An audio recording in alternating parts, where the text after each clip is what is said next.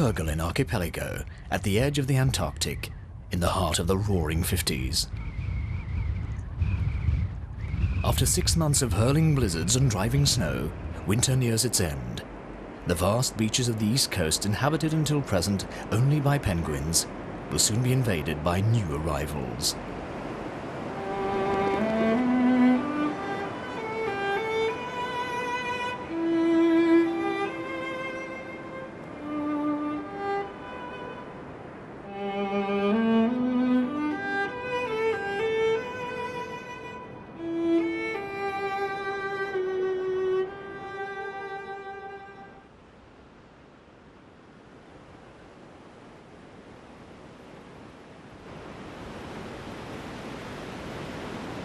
The first day, the beginning of the austral springtime.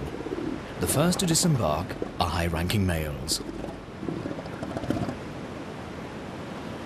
They've hardly arrived when they evaluate their respective strengths and attempt to claim a corner of the beach that they will defend for the entire season, living on their reserves of fat.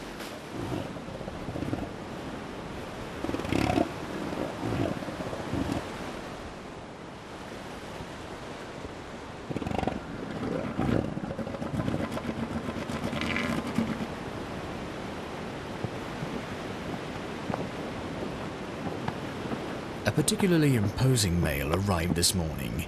He measures some 6 meters 20 centimeters and weighs in at probably 3.5 tons. But it is the power of his roars that particularly impresses his rivals.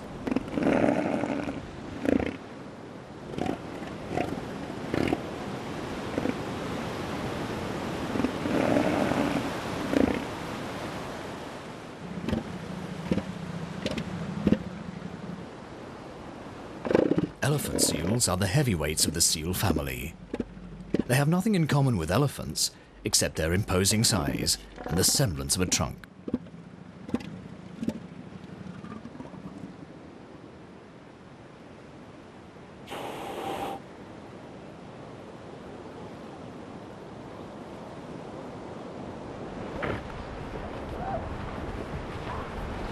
Days and weeks pass. Each defines his territory and the beach continues to fill up. The atmosphere is quiet. The seals observe each other discreetly, but nothing is threatening enough to upset an afternoon nap.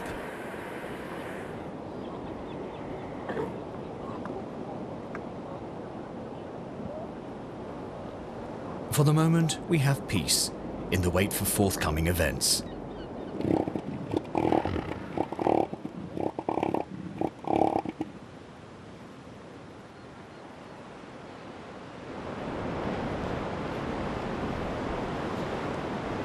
Day 23. Finally, the first female arrives, closely surveyed by the males. For her, it is the end of an 8-month-long stay in the depths of the Austral Ocean.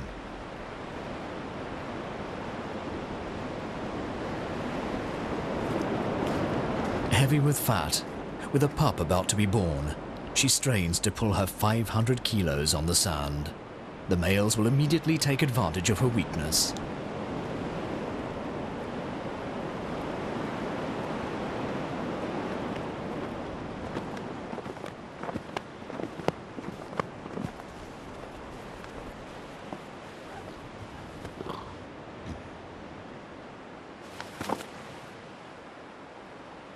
Blocked by a mass that is 7 or 8 times superior in weight, the female has no choice but to yield to the wishes of her Prince Charming, or Prince Charmings.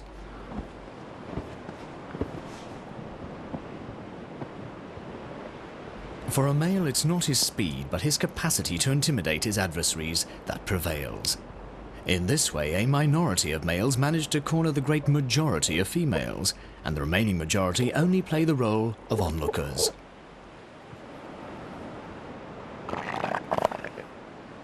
This is how the first harem appears. The alpha bull subtly cultivates the art of persuasion, and any argument is good in order to succeed.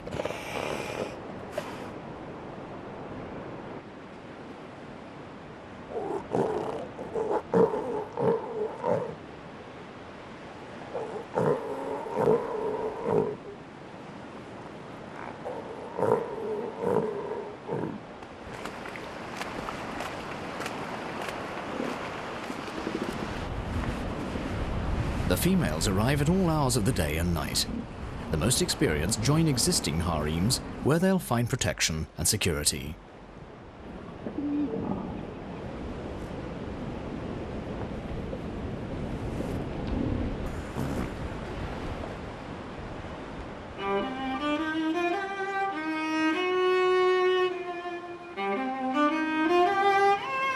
Day 30. In 1 week, the alpha bull has already gathered 45 females. But today we have a rare occurrence. A young female, 4 or 5 years old, escaped his vigilance. She's isolated at the back of the beach.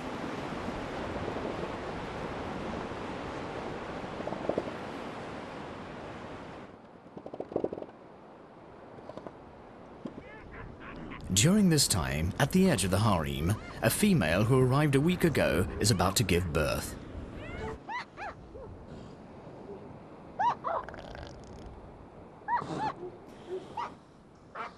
After her waters break, in no more than 3 minutes, the pup is born.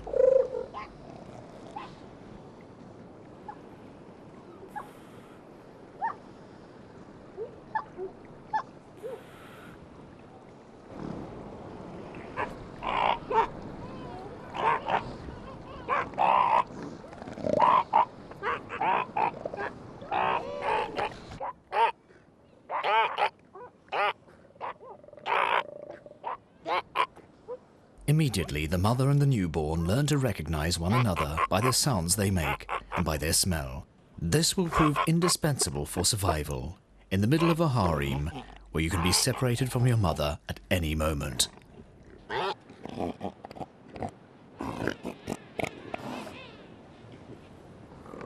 But the exchange stops there. Already, a giant petrel has located the birth. The female is easily accessible because she's at a distance from the others. It is a windfall for the petrel, always on the search for food.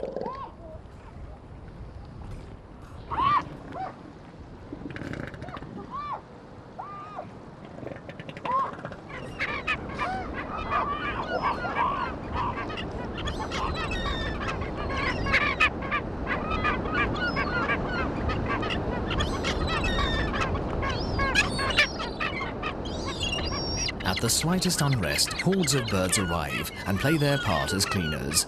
As soon as the placenta is ejected, it is disposed of.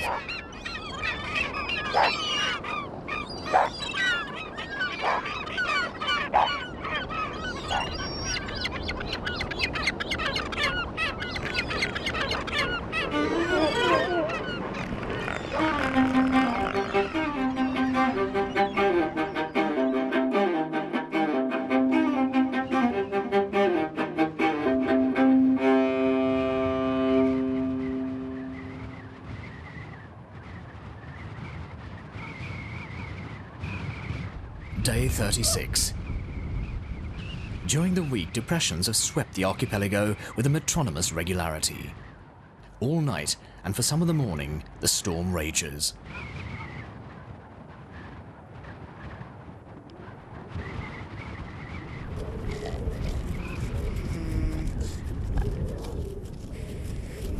With a royal indifference, the seals continue their favorite activities.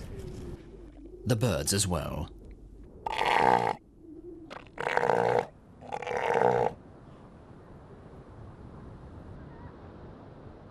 In her turn, the female isolated at the back of the beach gives birth, and this time it's a seagull who devours the remains of the umbilical cord.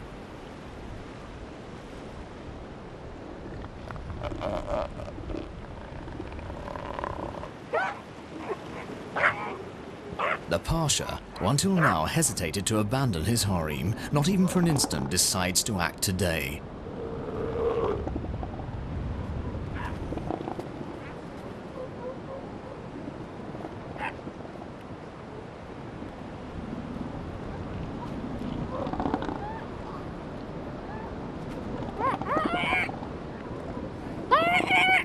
Totally indifferent to the presence of the pup, he forces the mother away and drags her to the edge of his territory.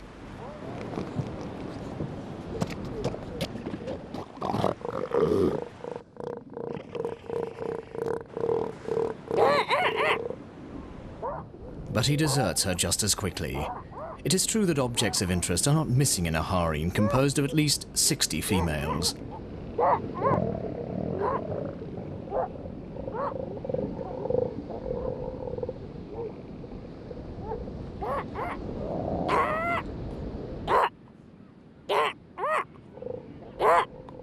The young mother is waiting just for that. She just as quickly returns to her pup, immediately reassured by her voice and familiar smell.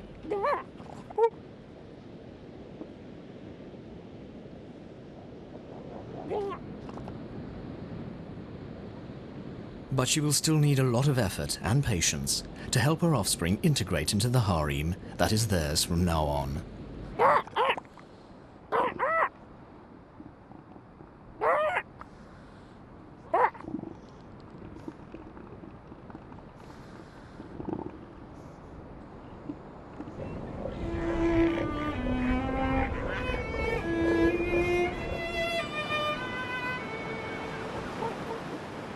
Day 42.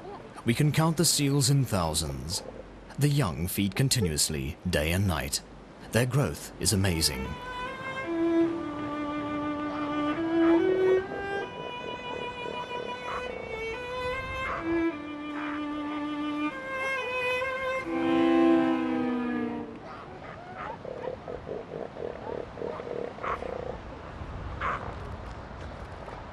Even if the pup is not the only one to take advantage of it, the extremely rich milk that he absorbs in astronomical quantities allows him to gain up to 5 kilos a day.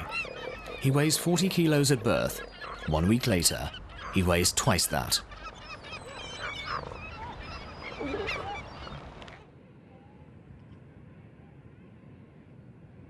In the western part of the island, a lot more mountainous, the sea elephants are more widely dispersed. In the valleys, sometimes far inland, penguins regroup to renew their plumage like they do every year at this time.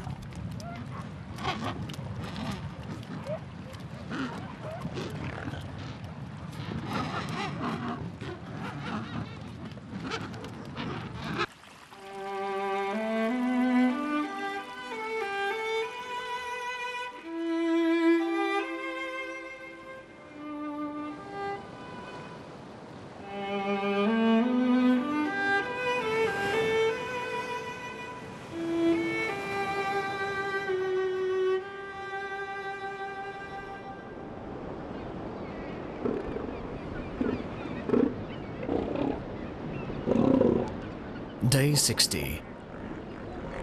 On the east coast, the beach is full.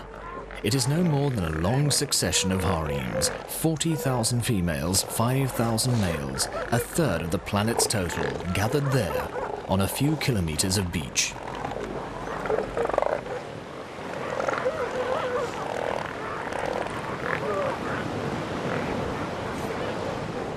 According to their age and their strength, the males establish very firm hierarchical relations.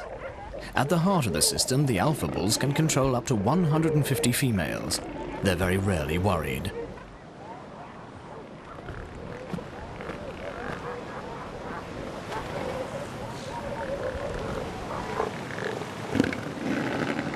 A simple warning generally suffices to maintain at a distance the second-rank males. They in turn keep third-rank males at bay and ban them from the harem's perimeter. They themselves only have access to periphery females, according to the alpha bull's goodwill.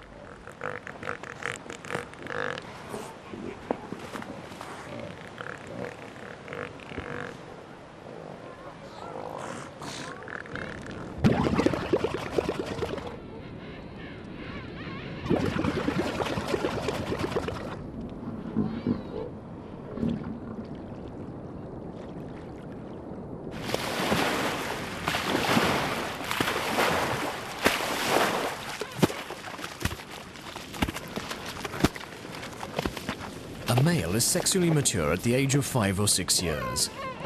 But he will wait as many more years again and know many more disappointments before becoming one day, maybe, an alpha bull.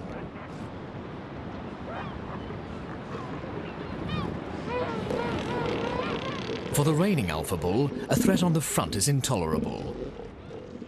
It is a direct challenge to his supremacy. A confrontation is inevitable. but the assailant, probably by lack of experience, has overestimated his chances faced with the determination of the resident males.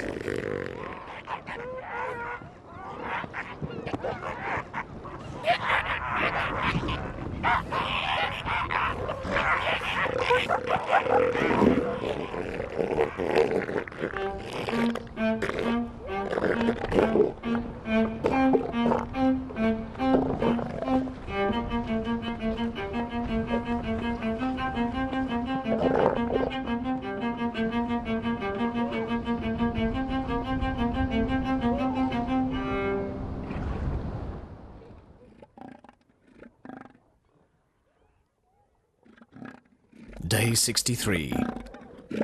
In every corner of the beach, nervousness increases.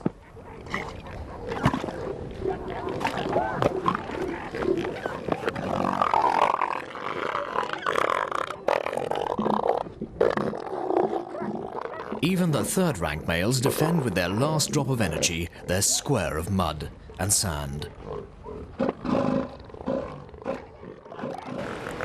At the fringes of the harem, the stakes are otherwise more important. The second-rank males permanently redefine the limits of their respective territories and attempt to ravish a few extra females from their neighbor.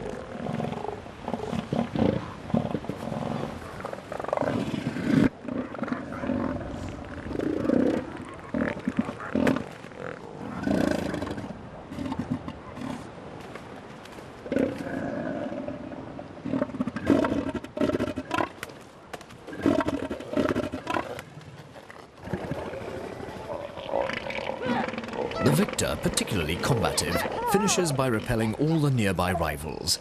He starts to encroach on the alpha male's territory, who takes the threat very seriously. But this time the adversary challenges him. The stakes are considerable.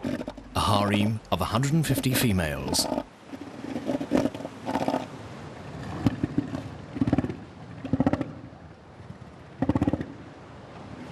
On each side, 3 tons of muscle and fat, and a stubborn determination. The combat will be pitiless.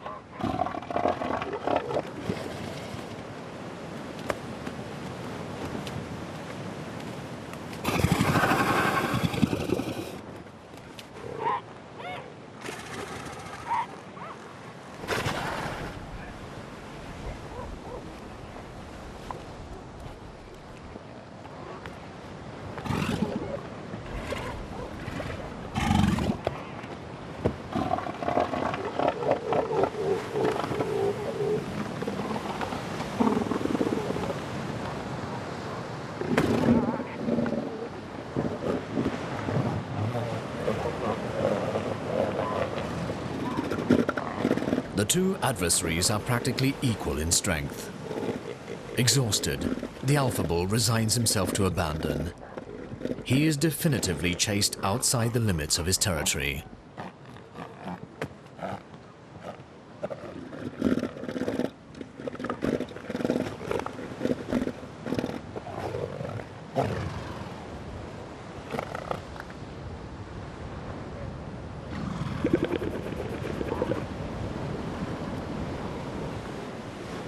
The vanquished can only observe helplessly the occupation of his harem by the new master. The females are forced to obey, and the young to move as quickly as possible.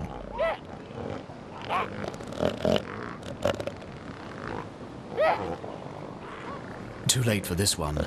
His kidneys are crushed. He will not survive his injuries very long.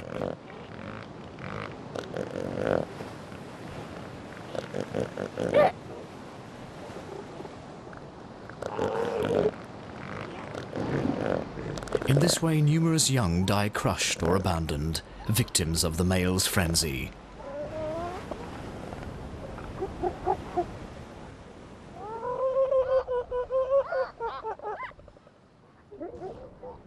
The skuas start immediately to clean the place up, quickly seconded by their usual cohorts, the scavengers. Everyone has their role, and this one has not the least importance.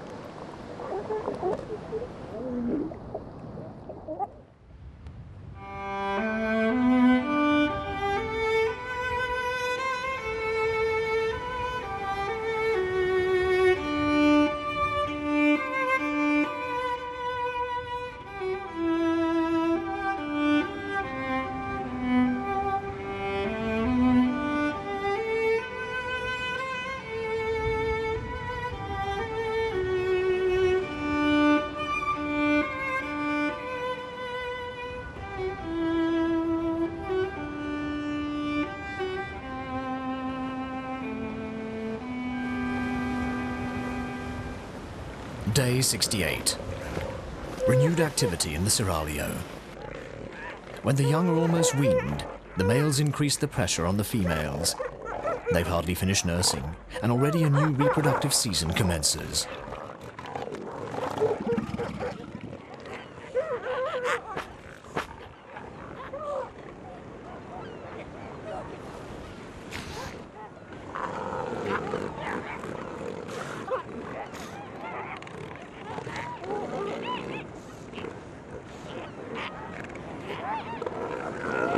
Only one male in 50 reaches the alpha bull stage, but then he alone can fertilize up to 98% of the females. A nice effort after 2 months of fasting, but he will, however, lose nearly 1 ton of fat in this affair.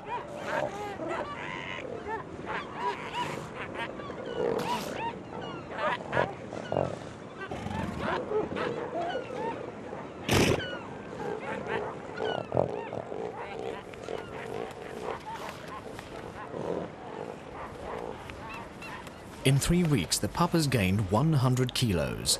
The time has come for him to leave his mother and to move further inshore to the back of the beach.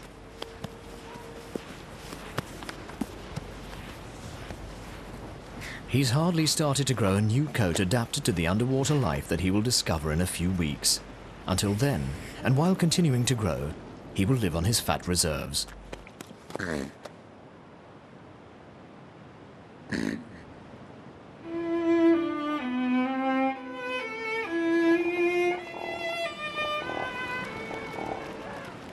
Before reaching the open seas, his mother must firstly cross the fief of the peripheral males, the first stage.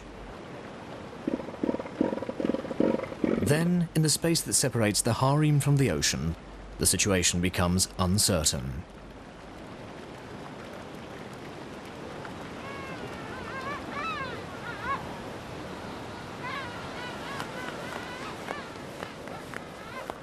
It is more than a month since she returned to the ocean. She has lost half of her weight and now attempts to escape as quickly as possible. But the few dozen meters that are left to cross belong to the males, to all the males.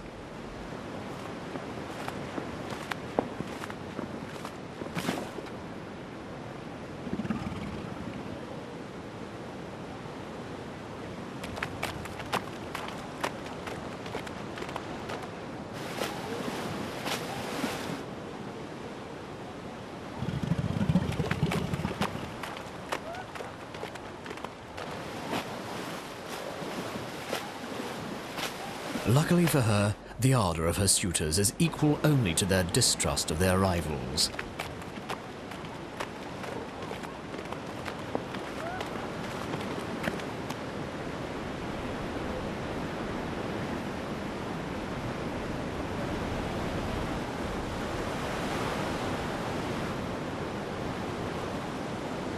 She will, however, have to grant a few concessions to the lower-ranking males, and it is by starting a new 11th-month pregnancy that she can at last take to the seas again.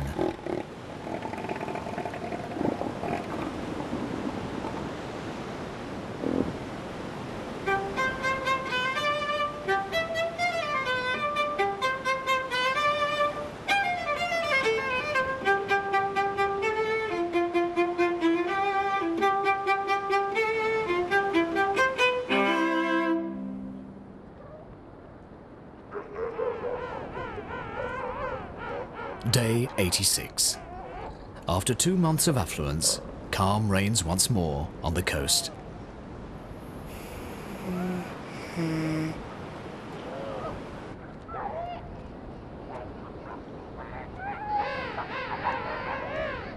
On the beach, a few females still linger. But at the rear, we have all of the new generation.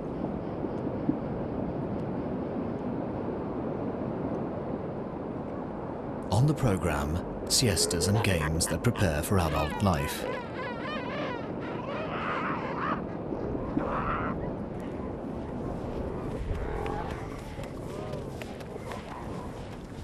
They familiarize themselves little by little with their new universe by splashing about in the fresh water. In a few weeks alone, without any other form of apprenticeship, they will be scattered in the depths of the immense austral ocean.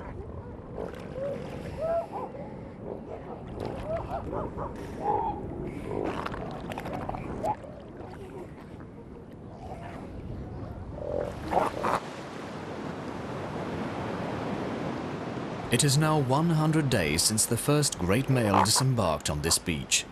Today, for the freshwater sailors, the call of the open sea becomes irresistible.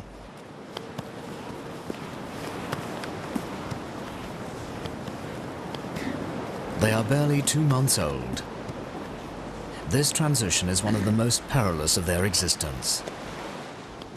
Very few of them will ever see land again. But for them, the beach will remain their home base. As adults, they will return at the beginning of each spring for 20 years to the place where they were born. It has been like this for at least several hundreds of thousands of years.